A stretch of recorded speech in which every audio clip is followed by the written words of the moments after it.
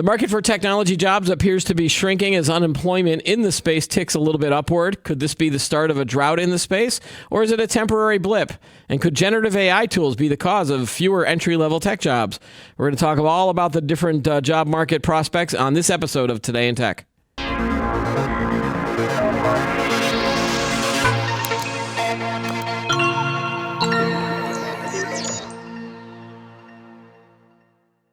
Hi, everyone. Welcome to Today in Tech. I'm Keith Shaw. Joining me on today's show is Lucas Mirian. He is a senior writer at Computer World. Welcome back to the show, Lucas. Thanks for having me. So I just noticed that this is episode 100 of Today in Tech since we relaunched the series earlier this year. And I looked back, and you were episode number 1 when we started numbering. We did have a few before, but then we started numbering, and you were the first one. So from 1 to 100. And I think I had you in the middle there somewhere, too. I did not know that. Maybe it's systematic and 1, 50, 100. Yeah, we'll have to have you at like episode 1,000 probably at some point, but maybe in between we'll have you back as well. We looked at the job numbers in the IT space came out, I want to say a couple weeks ago. This was the month of September, and we've been doing a lot of other episodes, so I haven't gotten around to this yet. But some interesting numbers out in the IT job space, where we're also getting some conflicting numbers on how many IT jobs and tech jobs are out there currently. Can you give us a sense of what you're seeing in the space? Yeah, it was a little unusual this time around because typically you see IT unemployment heading down compared with overall national unemployment, which is ticking up. But last month, national unemployment remained pretty much unchanged at about 3.8%. We actually added 336,000 jobs in the U.S. last month. And then you juxtapose that with tech industry, or tech jobs in general, where it ticked up from about 2.8% to 2.1% to 2.2%. But that was even higher when you consider it was all the way down to 3.8% back in July. So yeah, it has been ticking up for sure. But it's still, relative to the overall unemployment, you got to look at the glass half full. We're doing far better than unemployment in general, but it is ticking up and we are seeing layoffs. Okay. And then there was also some conflicting numbers from, I guess, Janko Associates. They came out with, like, their big headline was that IT unemployment was at 4.3% in September, again indicating that it's higher than the national unemployment rate. Do you get a sense of what numbers they're tracking versus maybe some of what the U.S. Bureau of Labor Statistics are showing? Do they just compare different types of jobs and then put it under an umbrella of tech jobs? Yeah, they do. What they do is they both use BLS data, which is not non-specific to tech jobs. Yeah. They use the title information, which can be a huge umbrella. Basically, they're information workers, and some of it's tech and some of it isn't. And business analysts, for example, aren't tech. So I think it's a matter of what numbers they're choosing to pluck from the BLS report. And Janko tends to have a higher number when it comes to unemployment, just overall. So they tend to be a little more of a downer when it comes to unemployment in IT. We also have to remember that a lot of these numbers are based on tech companies, not always just tech jobs in general. Right. So we have to keep that. So if you see a company like Apple, Google, Facebook, et cetera, do they get a job there would be considered a tech job, or is it the IT department or a developer group within a regular company that's not a tech company like Walmart or something like that? That's just it. You can have a tech job in a tech company, manufacturing, for example, and then you can have tech jobs in non-tech companies like Walmart. So somebody who runs their data center, for example, right? Their CEO, whomever, software engineers, developers of all sorts. It can. When we talk about tech jobs, we're talking about tech jobs across all industries and not just tech companies. Okay, that's a differentiator. And there was, I think, Hired had some numbers out on salaries. Tech jobs, unfortunately, the salaries have been dropping. They're at a 5-year low right now. I think they dropped by about 3%. last month from 161 to 156, and on average 156,000. So those have been dropping as well. But there are bright spots too, and I think the brightest spot is among SMBs, small and medium-sized businesses, who couldn't get tech employees because the big companies that are having the layoffs, snapping them all up. They went on like this hiring spree during and after, and right after COVID, the pandemic, and because they were dealing with remote, of course, but they were also dealing with have remote workers, but they're also having to deal with digitization, e-commerce efforts. So they're, as everybody was working from home and nobody was going out to stores, everything went into hyperspeed. Right. And they had to move their plans forward. So they needed IT employees. Well, now it's starting to slow down again. Right. It has been slowing down. And revenues are starting to drop. So now they're cutting away these IT employees they had hired en masse. And these small companies that could never get their hands on them, there's still a tech skills dearth out there. Especially in some spaces like software development, data analysis, cloud, AI in general. That's a huge area right now that's on the uptick. And so these SMBs are hiring. That's a bright spot. So if you were out there looking for a job in the tech space, and you maybe were at one of these larger companies, is it up to you to figure out, hey, maybe I should go work for a smaller business? They might not be able to pay the same, or they might, but they definitely have a need that's out there versus, these giant mega tech companies. I guess you just have to be your willingness, right? It's strategic. You know, if you're looking at your career and you want to be in a company that's growing, you take chances. Of course, there's a bit of a gamble, but do your research on the company.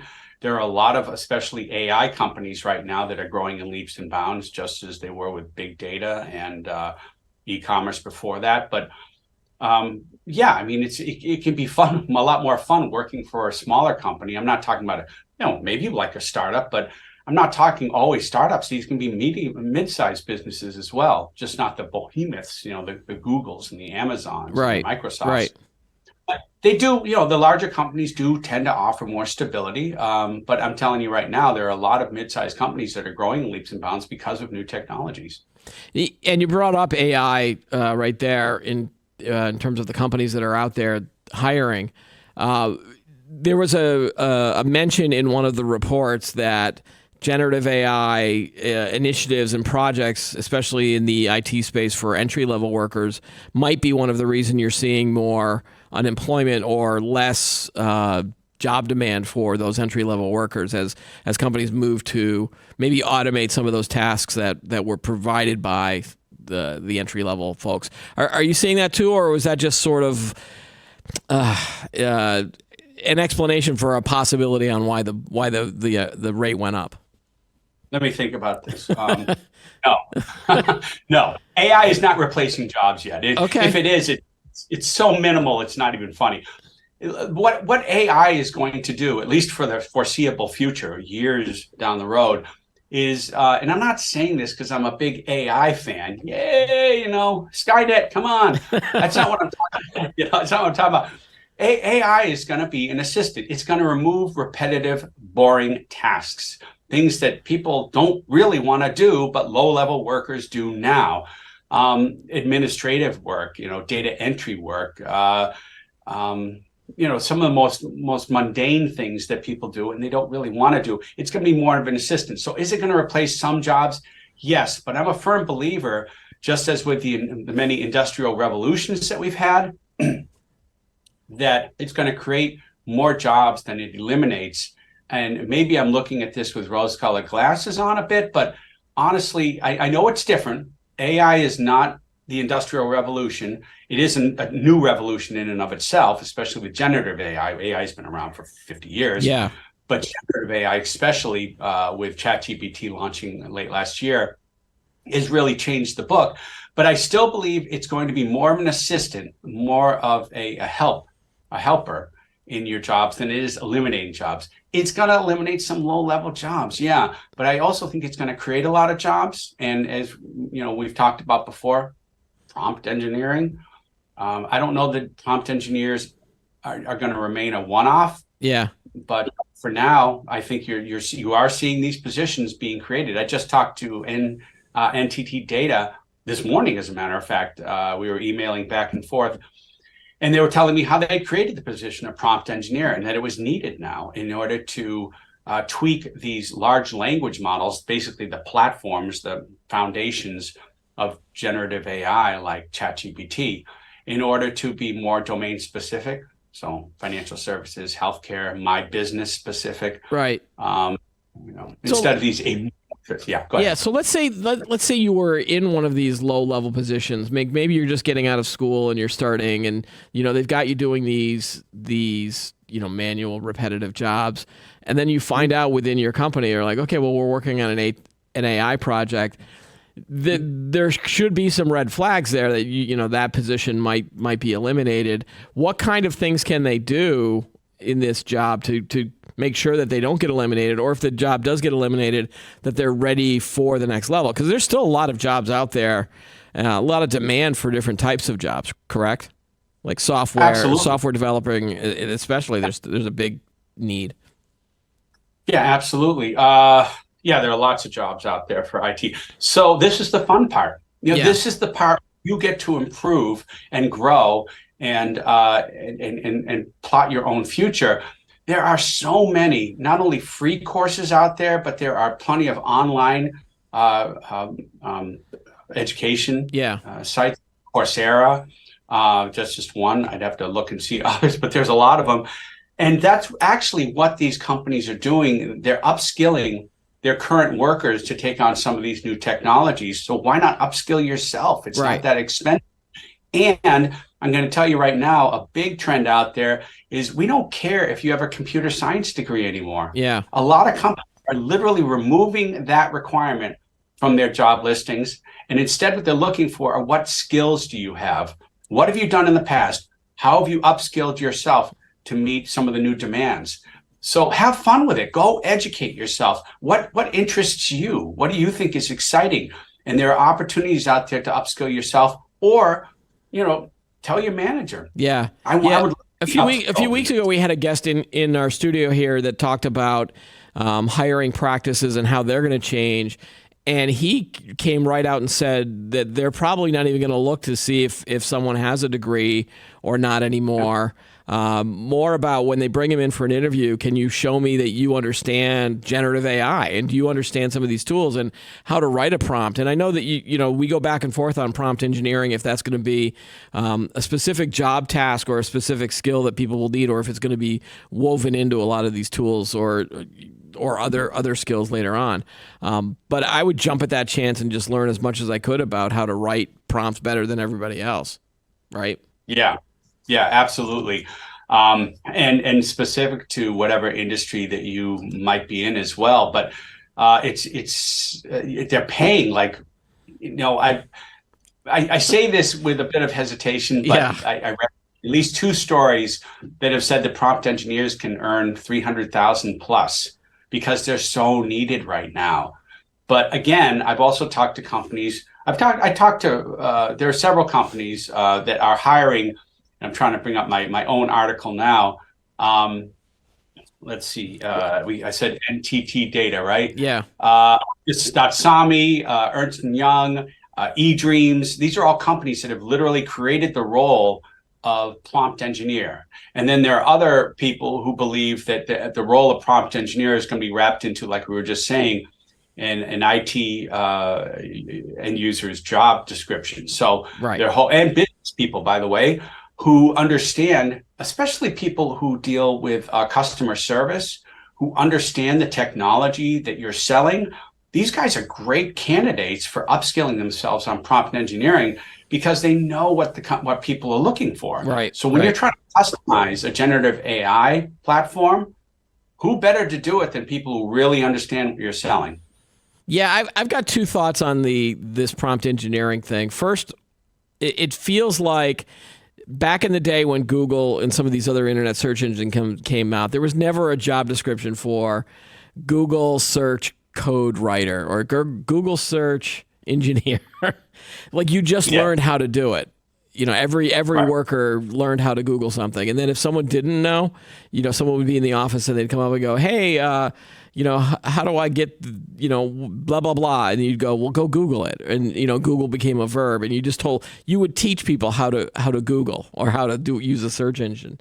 I think we're going to be the same. It's going to be the same in the future with Gen AI tool. If someone comes up to you and goes, well, how do I use this? And you're going to show them, you're going to take them to either Bing or Bard or ChatGPT itself and say, this is what you need to do. And then read articles on how to become a better prompt engineer. And it'll all become part of the modern day business worker in 5 to 10 years or however long it's going to take. Secondly, I think the job descriptions themselves, these big these $335,000 ones, it's similar to that $900,000 AI job at Netflix that was publicized a few months ago. I don't think they're actually going to hire those people. I think maybe they're just looking for a flood of resumes, and then they'll get that salary down based on experience, because no one's got the experience right now. It's all brand new. Yeah, I was talking to a Columbia University AI professor a couple of days ago, and one of the things that he said is he thinks prompt engineering, well, right now it's definitely, it could be a separate job title. It's eventually going to be something akin to learning how to use an Excel spreadsheet. Yeah, like you were saying, like everybody's going to learn how to do this. But I think there's still going to be instances, especially as large language models shrink. It's sort of an oxymoron when you say smaller large language models.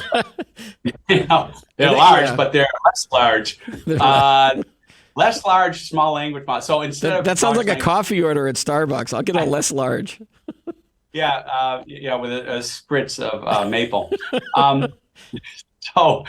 Yeah, it's so what you're seeing here is you have these amorphous, enormous large language models with billions or even over a trillion in the case of ChatGPT or GPT-4 parameters. So how they can be tweaked to provide information. So how they answer questions, for example. These parameters are right now, they're huge, and that makes them very good for general use.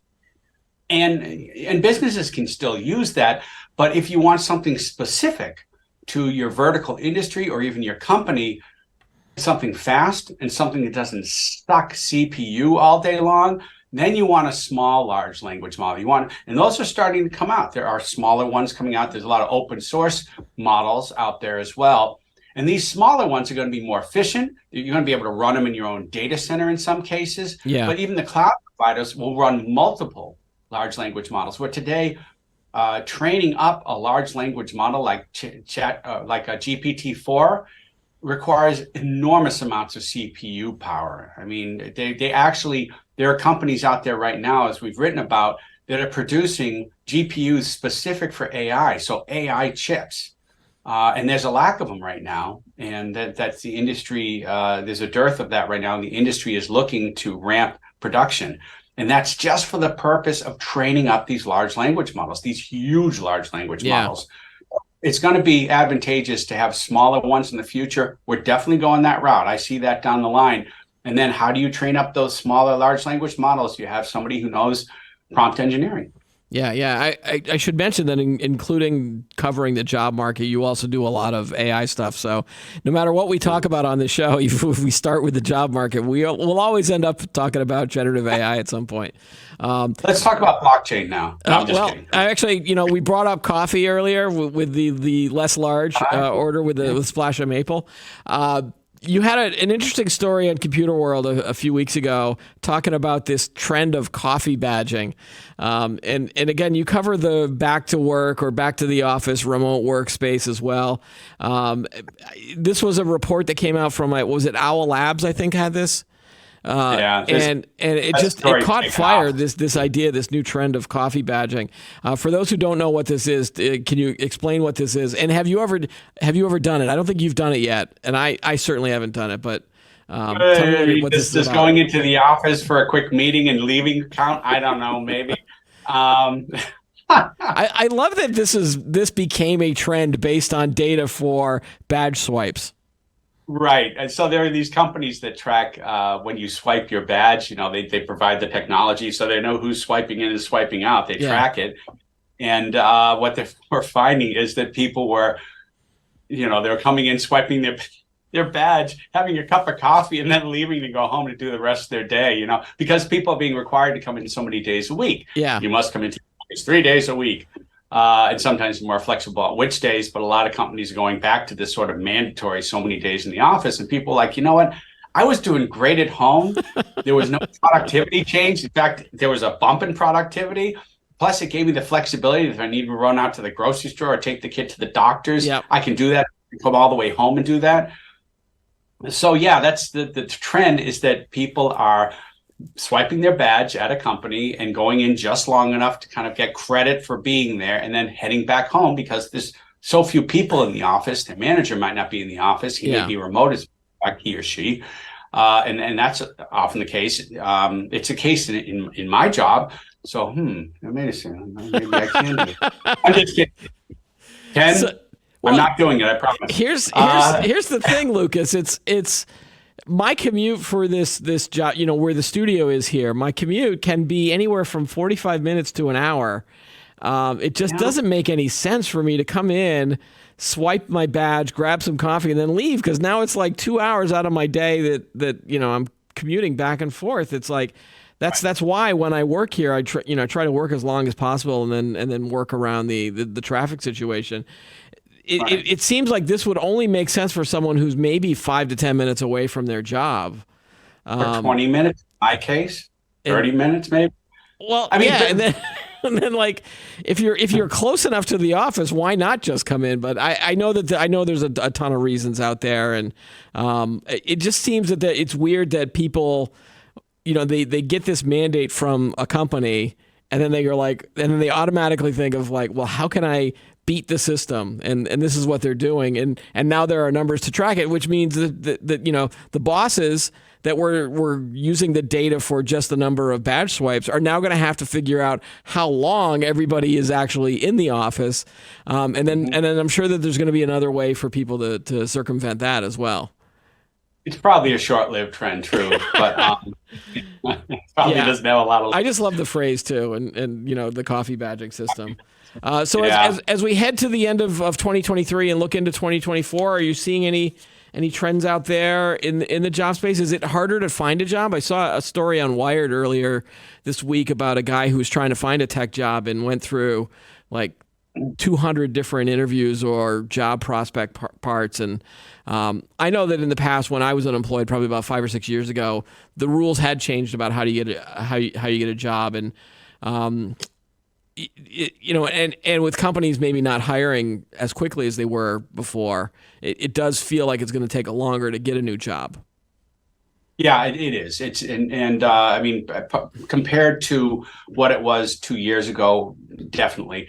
I have a lot of friends. It really depends on your job description and what you do. I have friends who've been searching. I don't want to be a Debbie Downer here, but been searching for 6 months. Yeah. But it's a very specific job title in IT, and so it's not fitting right now for whatever reason. And then I have another friend who got a job within 3 weeks, and he got a pay raise. Yeah. He from being laid off to getting a better job with more money. So it can go either way depending on your job title. And like I said, if you've been laid off, take the opportunity to educate yourself while you're on unemployment. Don't just sit at home and do nothing. Upskill yourself. Look at some of the latest skills that are out there. The data analytics and the cloud engineers, prompt engineers, AI in general, just upskilling yourself there. There are 5 different courses on prompt engineering at Coursera right now. 5 different courses just on prompt engineering. Right. So take 2 of them, put that on your resume, and look at reevaluate your resume for skills, especially. Not so much, I attended this college, I was, magna cum laude or whatever. Right. But skills, put those at the top. Here's what I know. Yeah. What I've done, and those skills are often what the companies are looking for more than anything else. So coming into the next year, Of course, we've been threatened with a recession for probably the longest time in history of this country. It's like people I don't were think rooting for one. Good grief. And I've actually heard economists say, I wish it would already happen so we could get this over with, I mean, people really want this recession to happen. But I think the economy is fairly strong in general. And even if it's Janco's report at 4.3%, that's still low unemployment. Yeah. That's still low unemployment with rate. those numbers, it still feels like that job seekers would have an advantage if they could get over some of these hurdles about the length of time to find one, and maybe add a little bit of flexibility, upskill those skills if you need to. I mean, I know from personal experience that finding a job is very difficult compared to when I was younger and when it was easy when you had a degree and that's all they looked at. So that's start a podcast. Let's just start talking about technology stuff because is that lucrative? You know what? Soft skills, big. Yeah. I just did a story not too long ago on how the industry is looking at the gaming community for some of these soft skills: collaboration, teamwork, critical thinking, problem solving. I mean, these are all things that you learn in some of these group gaming communities. And this is what companies are looking for. They want employees who can work with other employees and solve problems more than they do just even with technical chops. I mean, they'd like both. But if you have soft skills, and I don't put on, I'm a people person, but actually, but if you've been a good collaborator, if you worked on projects that were successful, put that at the top of your resume. That's what they're looking for. They're looking for people who can collaborate and solve problems and create things. So soft skills are huge right now. Every company I talk to say that. So just make sure you use the words like teamwork and collaboration rather than I was the top sniper in my 4-person Fortnite clan. Well, yeah, but you know what? This is serious too. I've talked to companies that said they may ask questions like that. Like, do you ever do gaming? Yeah. Or what kind of gaming? Do you collaborative gaming? Yeah. You good at it? Yeah, I am. As a matter of fact, I'm one of the top 100 players in this game. Yeah. Seriously, they were actually saying that. Bullet point. I can pwn my enemies. Yeah, man, I'm a bad virtual sniper. Let me tell you. No, it's sticking some of those. Not like that, but it is like I'm at the top of the heap when it comes to this. Yeah, I'm great at collaboration. That's why I love these kinds of games. Yeah, because I love to collaborate with people. So I've never seen a good online gaming thing where people are collaborating and getting along. It's usually they yell at each other, and I'm supposed that they're out there. There's some of those people out there. I've played some games with Chris, our director, and we played for a while, and then we got sick of each other, I think.